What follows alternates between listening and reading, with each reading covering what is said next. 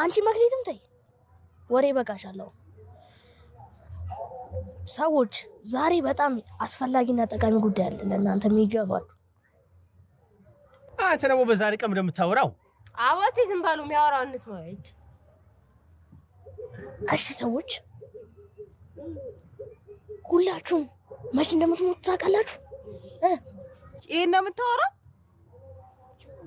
ወረዳ አንተ የተረገምክ መቼ ነው ይሄንን የሞት ወሬ ካንደበት የምታጠፋው?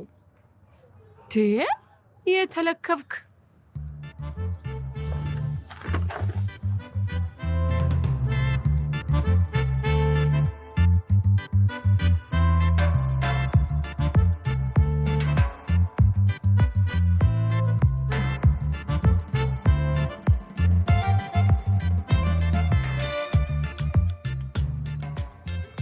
አቤት የኔ መቤት ፈለግሽ?